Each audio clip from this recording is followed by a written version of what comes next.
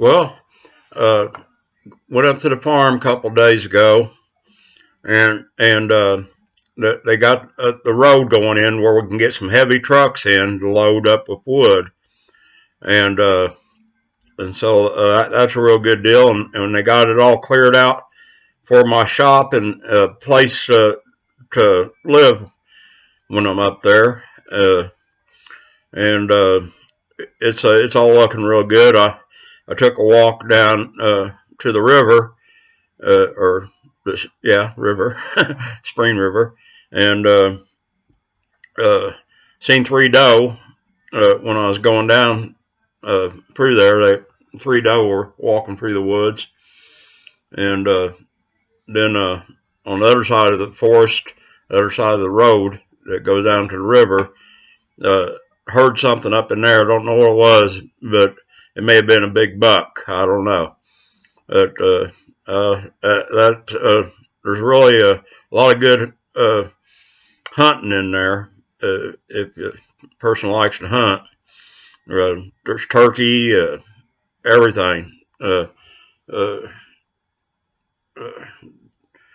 just about whatever you want to hunt is up there. But uh, we're going to have to shut it off and have no trespassing signs up there uh, while they're getting this all worked out, all this building material and everything in there. Uh, but me, my sister, and this guy that is doing the building and planning, we staked out the shop and the living quarters, and we were looking around, and there's a big tree, and we got to looking at it, and there's a bucket about 5 feet high stuck in the tree. It really stuck in there good.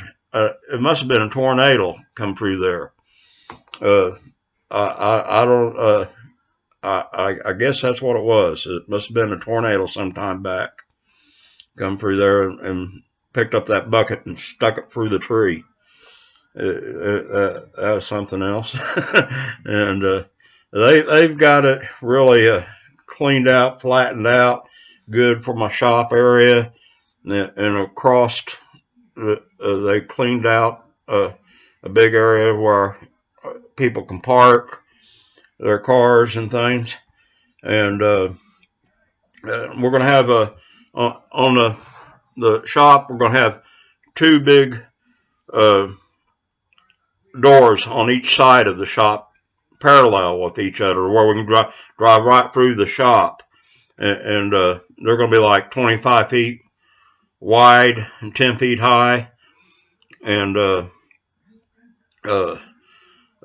able to take any kind of lumber in there and like size it up, run it through a table saw or something like that, and be able to do all kinds of woodworking in there.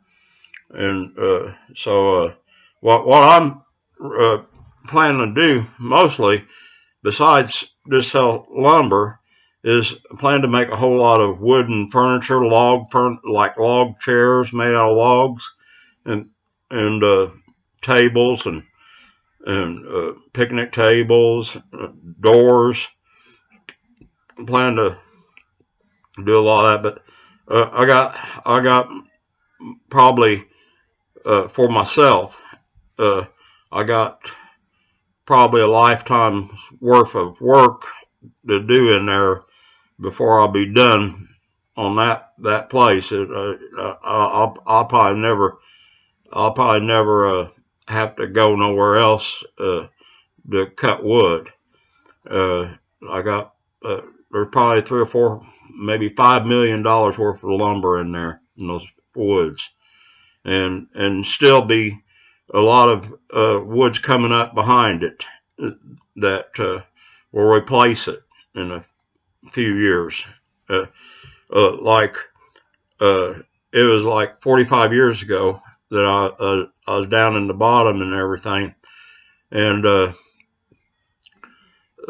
there's 2 fields that are now just overgrown with large trees in them since then, you know. And and then we always had a lot of forest and stuff in there, and it's gonna be nice because I'm gonna take out the stumps from any trees we cut down, and I'm gonna replace every tree that we cut down with a valuable tree like a walnut or something, and and so I plan on doing a whole lot of woodworking. I want to build a, a, a big box like deal, and it's going to be like about like 12 by 24 feet uh, long, and I'm putting wood burning stoves in there or a fireplace, either one, and then I'm going to have electric fans that run off of like a 12-volt battery, blowing the heat around in there, and so I'll be able to turn green wood into dry wood. I'm saying in 2 to 3 weeks, because it's going to be really hot and dry in those boxes. And putting glass windows, well, it's going to be like a thick plastic. It's going to go across the top of the top to where it gets sunlight in there, and that will also help dry it, like in the daytime and stuff. But I'll be burning a lot of wood and to keep it, you know, dry out all that lumber. I'll probably end up maybe building 10 or 20 of these big boxes like deals, uh, and if I ever get out of the wood business, I don't think I will. I believe I'll be doing this till the day I die. But if I ever get out of the wood business, I'm going to turn these little boxes into cabins, or, you know, and just rent them out, you know, to hunters or something come in there. Uh, uh, uh, I don't know. I'm just having a lot of fun, really. Uh, this is what I wanted to do when I was like 14 years old. I had a dump truck, but it was had racks clear up on the side where we could haul cattle and stuff, and it was a dump truck, and I had a bulldozer too back then, and I just like I had a 4-1 bucket on the dozer, and I'd grab wood and hold it up with the dozer, and then take chainsaw to go right down cutting all this firewood. And I always wished, because some of the wood was really good wood, and I always wished I had a sawmill, and so this has been something I've wanted to do for a long time, and it's all coming together now, and so uh, I definitely will be doing this for the next 20 years, working in there on the next 20 years, and we make some more money and invest in other land and put a sawmill in there, a shop and everything, uh, and get somebody that will be working with me uh, set up to run no sawmills. A person that comes in at $350,000 level for 5% profits off of what I'm going to be doing, and what all these other sawmills that we hope to set up will be doing. They'll get 5% profit of my sawmill, those sawmills, and all the furniture and everything we make and sell. You're going to get 5% of all that. And so, like I've had 3 people. One sent me a check for $350,000, and it was like in euros. It was from another country, but the check it didn't clear. And so, and then this other guy come in, and he's wanting me to sign all these papers, you know, will end up screwing me if, you know, the business goes bad or something. This is what I'm going to be doing forever.